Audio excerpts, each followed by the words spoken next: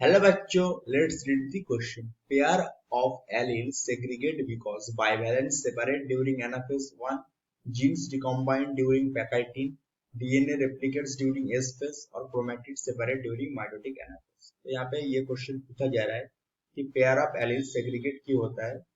तो यहाँ पे फर्स्ट ऑप्शन दिया है बाइवेलेंट जो होता है वो सेपरेट हो जाता है एनाफेज 1 में, जीन्स रिकम्बाइन होता है ड्यूरिंग पैकाइटिन, डीएनए रेप्लिकेट होता है एस फेज में, क्रोमेटिड सेपरेट होता है ड्यूरिंग माइटोटिक एनाफेज में।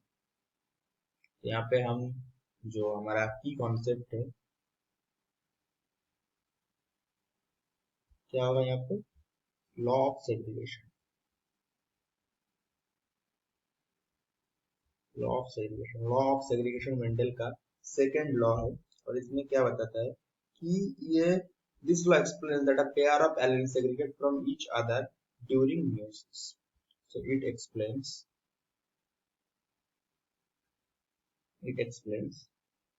that the pair of that the pair of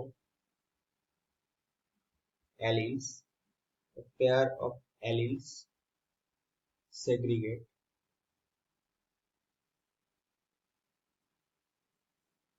from each other during each other sorry each other during meiosis cell division during meiosis cell division,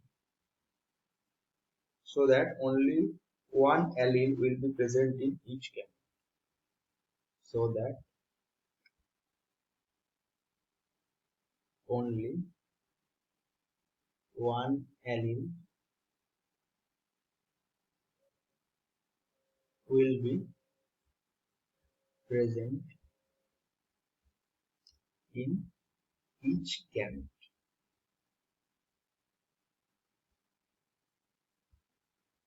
ये होता है law of segregation.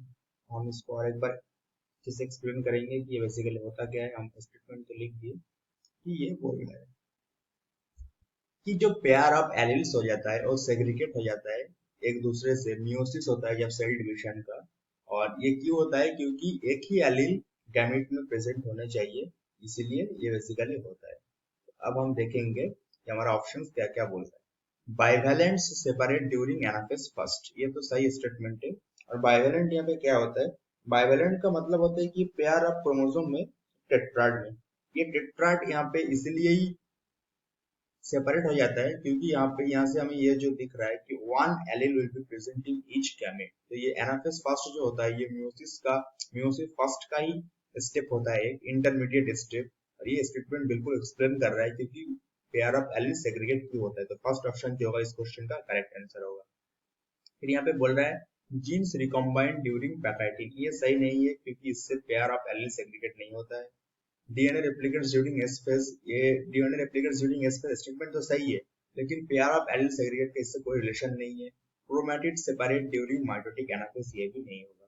तो हमारे इस question का जो correct statement है जो एक्सप्लेन कर रहा है कि बाइवेलेंट्स जो होते हैं वो सेपरेट हो जाता है एनाफेज फर्स्ट में, वो क्यों होता है, वो बेसिकली इसलिए होता है क्योंकि पेयर ऑफ एलील सेग्रीगेट होता है।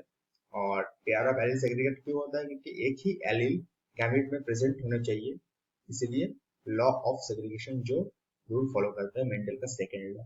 I hope you understood this question very well. Thank you.